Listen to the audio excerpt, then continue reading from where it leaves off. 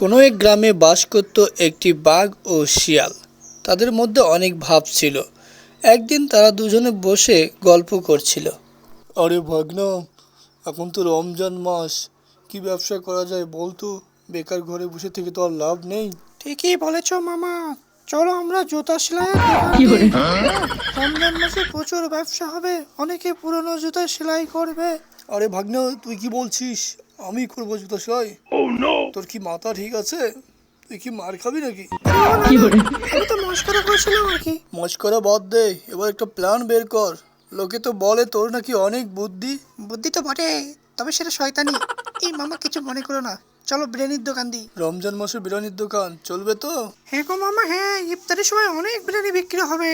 ঠিক আছে, চল ভাগ্নে, তাহলে আজকেই সব কিছু রেডি করে কালকেই দোকান খুলে ফেলবো।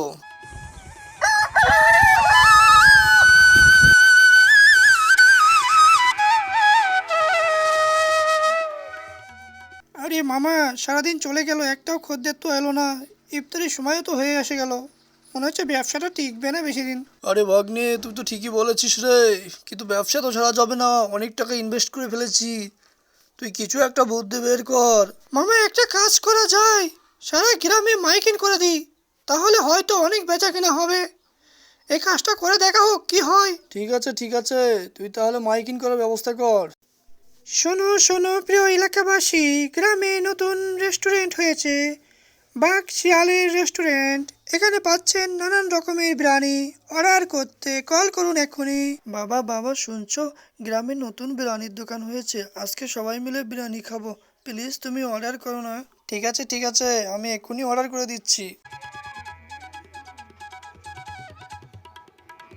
হ্যালো, এটা কি বাঘ শিয়ালের রেস্টুরেন্ট? আমাদের জন্য 10 প্যাকেট বিরিয়ানি পাঠান তো। আগে হ্যাঁ, আপনি ঠিক জায়গাতেই ফোন করেছেন। ঠিকানাটা পাঠিয়ে দিন, যত সময় পৌঁছে যাবে। মামা, 10 প্যাকেট বিরিয়ানির অর্ডার এসেছে, এক্ষুনি ডেলিভারি দিতে হবে। ঠিক আছে, দেরি করছিস কেন? তাড়াতাড়ি যা। চলে আমার সাইকেলে হাওয়ায় উড়ে উড়ে, বিরিয়ানি দিব আমি কাস্টমারের ঘরে ঘরে। হ্যালো স্যার, আপনি কি বিরিয়ানির অর্ডার করেছিলেন? হ্যাঁ হ্যাঁ, আমি বিরিয়ানির অর্ডার করেছিলাম। কই? এই নিন আপনার বিরিয়ানি, এই নেন আপনার টাকা। আরে মামা, সেই রকম তো চলছে, ব্যবসায় তো একেবারে আগুন লেগে গেছে। আরে কি বলিস? তাড়াতাড়ি চল, আগুন নিভাতে হবে তো। আরে মামা, এই আগুন সেই আগুন না, মস্করা করছিলাম তো। তাই বল, আমি তো ভেবেছিলাম সত্যি আগুন লেগে গেছে।